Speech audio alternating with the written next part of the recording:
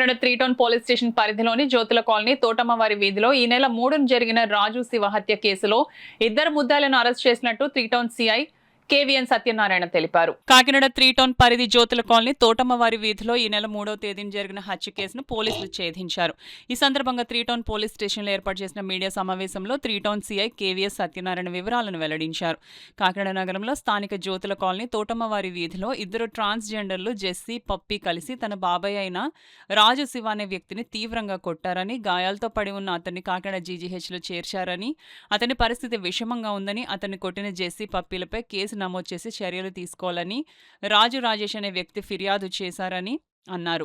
Case విచారణ జరుగుతుండగా ఆసుపత్రిలో చికిత్స పొందుతున్న రాజు పరిస్థితి విషమించి 6వ తేదీన మరణించడంతో సదరు కేసును హత్య కేసుగా నమోదు చేసి మరణానికి కారణమైన ముద్దాయిలను త్వరితగతిన గుర్తించి అరెస్ట్ చేశామని తెలిపారు.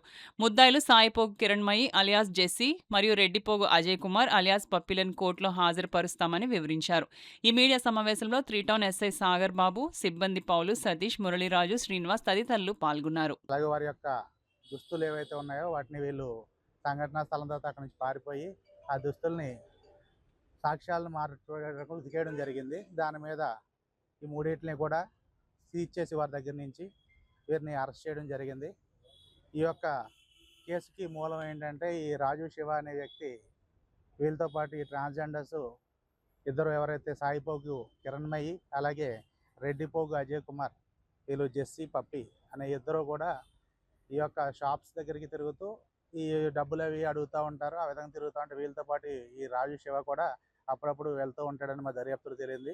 దీని దృష్ట్యా వీరిద్దరికి మధ్య చిన్న డబ్బులు తగాదా వచ్చి ఆ రోజు ఈ రాజు శివ కొంచెం తాగిన మొత్తంలో అక్కడ వెళ్ళడం జరిగింది. దాని మీద జరిగిన ఘర్షణలో భాగంగా ఇతను కొంచెం హై హ్యాండెడ్తో ఉండటంతో ఈ యొక్క ఇద్దరు కూడా అతన్ని ఎప్పుడు ఇలా ఇబ్బంది పెడుతున్నాడని చెప్పేసి ఆ యొక్క సమయంలో పక్కన ఉన్న సిమెంట్ రాయి తీసుకుని అతని దవడ మీద గట్టిగా బలంగా కొట్టడంతో అతనికి బలమైన గాయం జరిగింది. ఆ లోపల ఫ్రాక్చర్స్ కూడా జరిగినాయి.